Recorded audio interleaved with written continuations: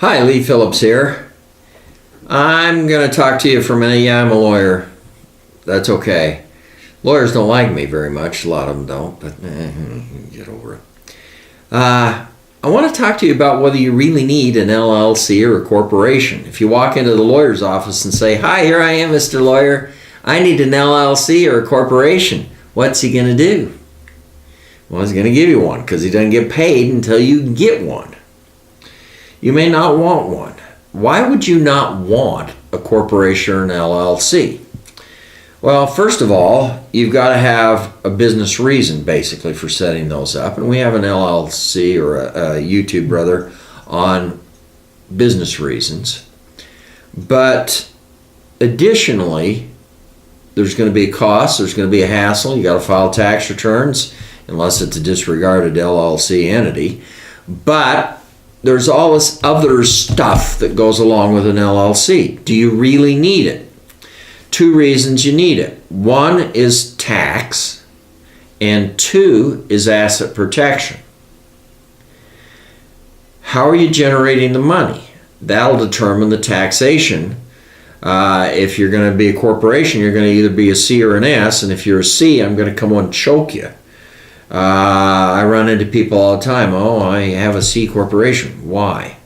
Because my accountant said so. Why the hell did your accountant say so? Almost never do you have a C corporation. You got to have a really good reason for me. So if you're a corporation, you're going to be an S. If you are making your money as a pass-through type, a passive income source, rents, royalties, that sorts of things, subchapter S really isn't going to do you any good. So maybe an LLC taxed as a partnership. But in that case, basically the only reason you're doing it is for asset protection, because the taxation would be the same as if it just came to you on a Schedule C. So, how am I making my money? Do I need the tax aspect of an LLC or a corporation? If you're earning money selling widgets and services, yeah, probably an S taxation structure is pretty good.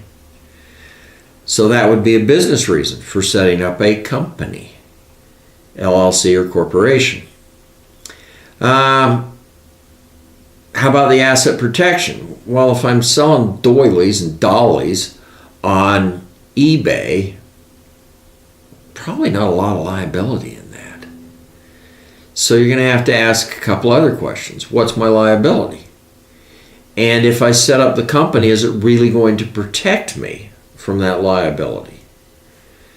So ask what the risk is. If the risk is low, then probably you don't need the company.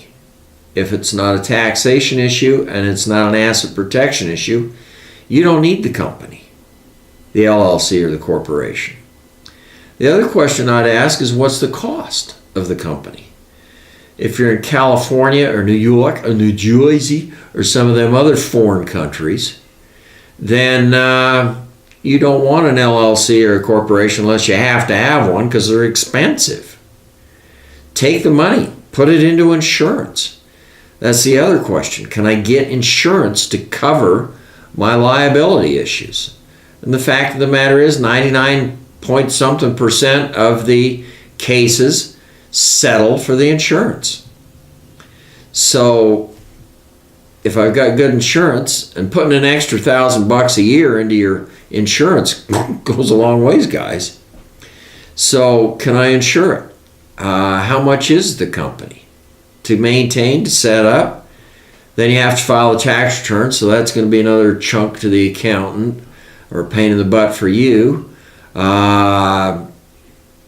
So think about it. What's the annual fee? How much do I really want to deal with this company? And I will often tell people, even in reasonably risky operations, go ahead, set up the operation. Let's see if we can make any money with it. Because by far, the vast number of people who set up corporations and LLCs, they never make a dime. it never gets off the ground. So if you can't execute, why bother with the paperwork, so to speak? I'm not sure everybody wants an LLC or a corporation. Maybe some things that you need to think about before you run down to the lawyer or even legal doom. So check it out. Think about it.